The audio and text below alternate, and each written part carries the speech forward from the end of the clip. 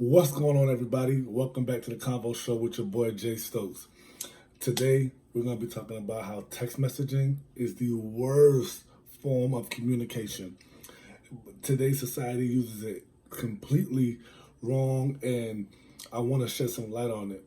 Not that this is something that you must do, it's just some things that I've been noticing in my own life and people that people I have conversations with. Text messaging is just not effective. It leaves too much to assumption. It lacks the following: text messaging lacks emotion. Text messaging lacks understanding. Texting lacks tone. That's a big one. Texting lacks inflection. Texting lacks it lacks body language, from like a face-to-face conversation. And texting also lacks verbal cues. I want to start with emotion. So when you're in a conversation, and what I'm speaking from is mostly going to be from relationships, but really the core of what I'm coming from is any important conversation between two individuals, possibly even a group message, but I want to keep this in a one-on-one conversation, especially between two mates, boyfriend, girlfriend, or married couples, whatever the case may be.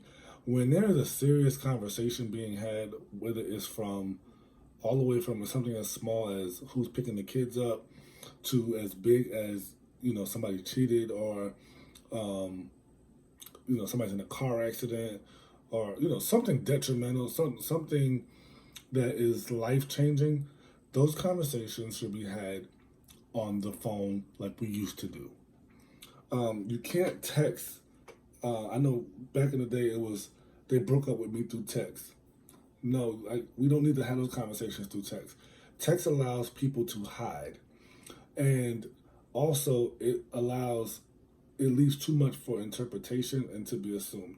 So let me head back, because I started getting off topic. When it comes to emotion, let's say we're having a situation where you're texting me about a situation that means a lot more to you than it does to me.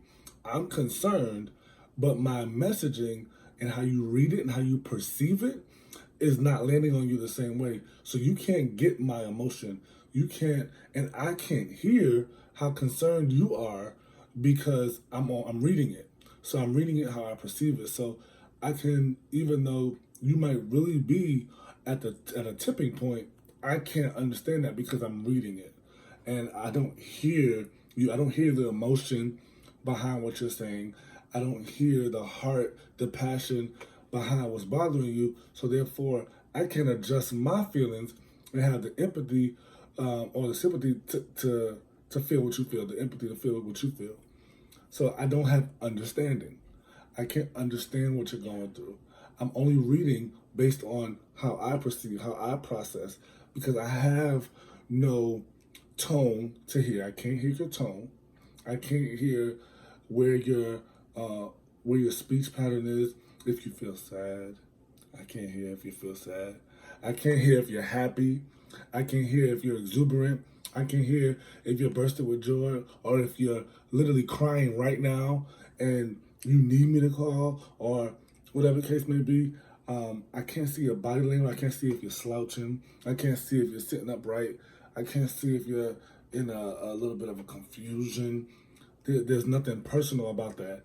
And verbal cues, I can't tell when you actually want me to speak back.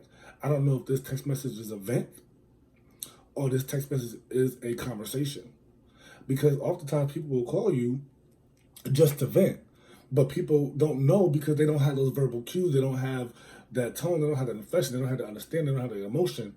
So when you text messaging, it lacks all these things, because text messaging, to me, it started off of instant messaging, and it was basically something to just boom, send a quick message, be right back, I'm almost there, I'm on the way, I love you, see you later, that was dope, I seen you out there, was that you at the bar? That was you at the bar. Like, it's stuff like that. It was meant for quick. And nowadays, people, I saw on Instagram the other day, a girl was typing with, like, on her phone, this long message like with two hands.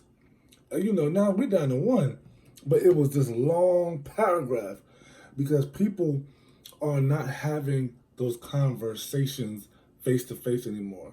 They're hiding behind their cellular devices or whatever. This qualifies for DMs, Facebook Messenger, Snap DM. It qualifies for everything.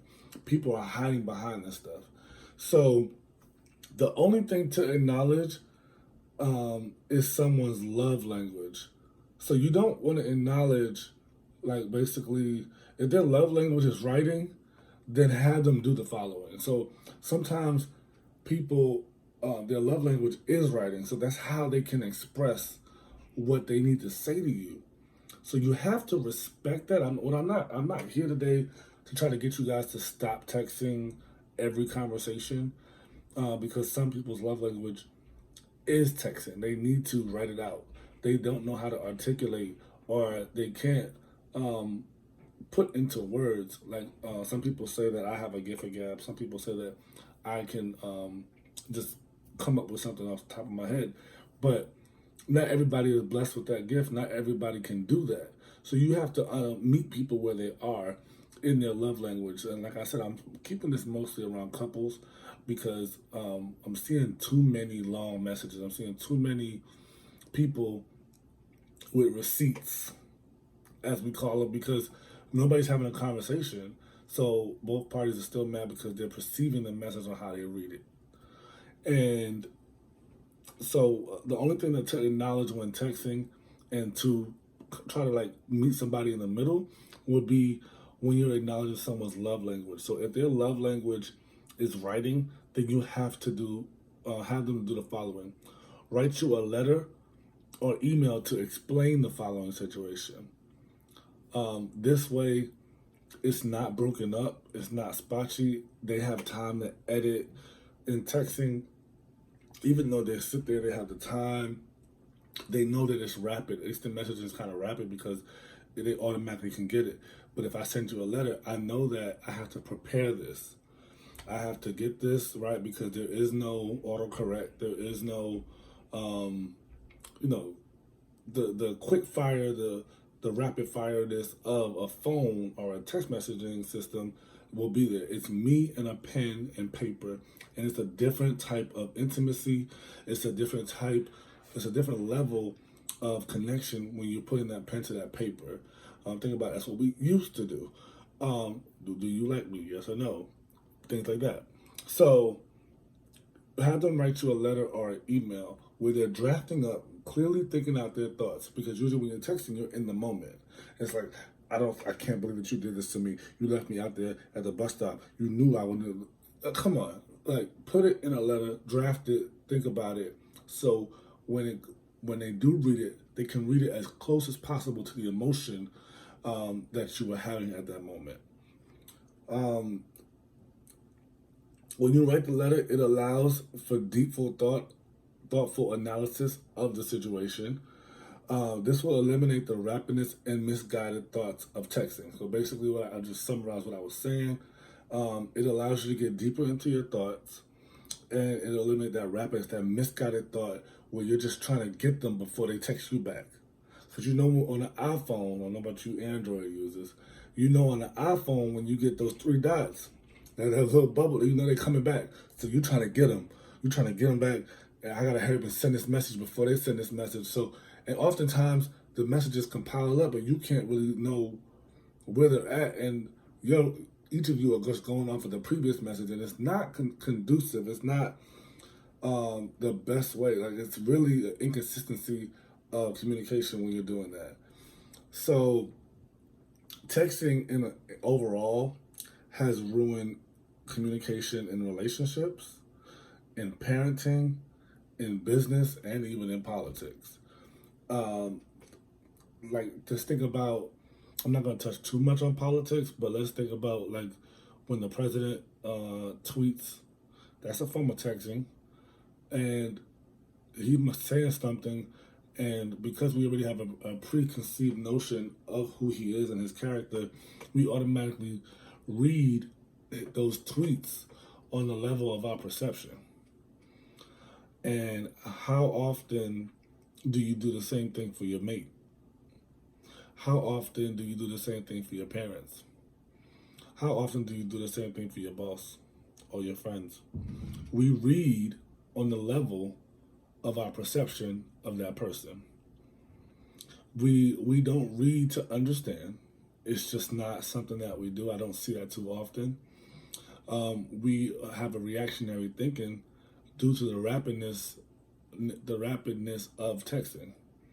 We read at the level of which we know that person, and we know how they are when they're serious. We know how they are when they're angry. So we read on that level. So when it comes down to it, our perception is our reality, but it's not their actuality. It's not how they're actually thinking. It's just our reality. It's our imagination. But for our imagination, it's our reality. If all that makes sense, thank you. But if it doesn't, I'll keep breaking it down. We're reading at the level of our own understanding. And just to tie it into, just take it back a little further, you can read the Bible over and over. You read it where you think that you understand it.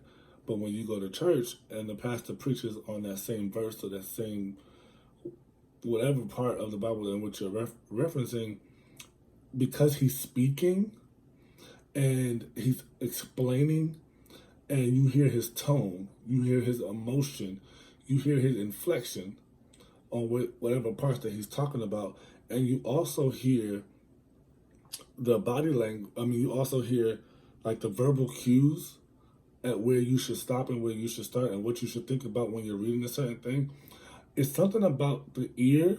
It's something about listening to somebody speak that allows you to better understand what you were reading, how you were reading it, and how to analyze all of that. When you just read stuff and you leave it up to your own interpretation, it can be wrong. That's the whole part of what I'm trying to say. We have to start having those conversations, speaking to each other once again, and understanding who we are and how we communicate. If we keep going into this text messaging society, it's not going to thrive, especially in marriages, especially in boyfriend-girlfriend relationships, as well as friendships. When you're having a serious conversation, it's best to go ahead and have that conversation face to face or over the phone so you can at least hear the person's speech, the person's passion, the person's tone, the person's inflection. Tone is everything. Tone was a major thing in the Bible on how God said things, on how the disciples said things, and how he heard things. It just changed the narrative. And it's also a major thing in parenting. It's a major thing in relationships when you're trying to figure out just things as small as trying to figure out what you want to eat for dinner with your girlfriend. How often does that conversation go astray? How often are we trying to figure out where did this conversation go wrong? And I just want to know what I want to eat. Because you're texting it, you can't understand what they may like. So you're sending a restaurant, they're sending back ... or they're sending back IDK, or it doesn't matter. You read that it doesn't matter, thinking that they have an attitude. They're just saying, hey, it really doesn't freaking matter. I don't care where I eat. But you can't understand that because you're using this device because you don't want to pick up the phone and just say, hey, I'm thinking about eating this. What are you thinking about? I don't care. I'll eat that. That's not a problem. Just that simple act of picking up the phone expands that conversation and allows room for understanding, allows room for inflection and verbal cues, understanding what that person is saying. But when you leave it at the level of a text message, you're leaving it at the level of your interpretation. And I hope that this video is going to land and hit the way I need it to hit, because when it comes down to it, really is a problem in our society. I'm an 88 baby. We still kind of pick up the phone, but we also fall to social media and texting and all these, the new ways to text, DM, all the other things. We don't pick up the phone. I get mad at myself sometimes when I start having a conversation through DM, and I have their phone number. So now we're not even texting on a cellular phone, we're texting through a application. Mind you, we're bypassing a system that's already on the phone to text because I have your phone number, but now we're messaging on an application on a phone that already has an application to text you anyway. I mean, at what point are we going to just pick up the phone and have conversations again like human beings so we can have that intimate level of friendship, relationship, marriage, or parenting? You can't get everything across by texting. Texting is not the tell-all be-all. We have to learn to speak to one another, speak in love, speak in kindness, speak in anger, because at the end of the day, we're not going to understand each other all the time. That's why we are able to debate. That's why we are able to disagree. But we can have a compromise, and that compromise comes through conversation. It comes through speech. It comes through dialogue. We have to have a dialogue with one another. We have to keep that going. If we fall to society, we fall to the social media and the quickness of the world and the laziness that we have, and we have to have everything right away. I need an answer right away. I just want to know. We have to get away from that and get to the basics and get to what we know. Effective communication, because we're nothing without it. We're going to always be in a cycle of miscues, arguments, disagreements, misunderstandings, because we don't understand what the person was saying. We don't realize, hey, they really were on our side. They really did care about us, but we couldn't think about it because we were so focused on what we read instead of what we heard, because we never heard it because we read it. That's all I got to say. Thank you for listening to this conversation. Tune in for the next one. Have a good one.